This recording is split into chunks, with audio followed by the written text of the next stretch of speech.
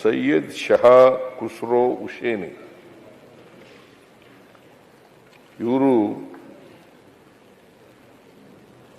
ಕಲಬುರಗಿನಲ್ಲಿರ್ತಕ್ಕಂಥ ಐತಿಹಾಸಿಕ ಧಾರ್ಮಿಕ ಕೇಂದ್ರ. ಅಲ್ಲಿ ಖಾಜಾ ಬಂದಾ ನವಾಜ್ ದರ್ಗಾದ ಸೂಫಿಯವರು ಸಂತ ಸೈಯದ್ ಶಹಾ ಖುಸ್ರೋ ಹುಸೇನಿ ಅವರು ಮತ್ತೆ ಖಾಜಾ ಬಂದಾ ನವಾಜ್ ವಿಶ್ವವಿದ್ಯಾಲಯದ ಸಂಸ್ಥಾಪಕರಾಗಿ ಕುಲಪತಿಯಾಗಿಯೂ ಕೂಡ ಕಾರ್ಯನಿರ್ವಹಿಸಿದರು. ಇವರಿಗೆ 2017ರಲ್ಲಿ ನಮ್ಮ ಸರ್ಕಾರ, ಅವತ್ತು ನಾನು ಮುಖ್ಯಮಂತ್ರಿಯಾಗಿದ್ದ ಸಂದರ್ಭದಲ್ಲಿ ಇವರಿಗೆ ರಾಜ್ಯೋತ್ಸವ ಪ್ರಶಸ್ತಿಯನ್ನು ಕೊಟ್ಟು ಗೌರವಿಸಿರ್ತದೆ. ಅಂತ ಒಬ್ಬ ಸಂತ ಸೂಫಿ ವ್ಯಕ್ತಿ ನಮ್ಮನ್ನು ಅಗಲಿದ್ದಾರೆ.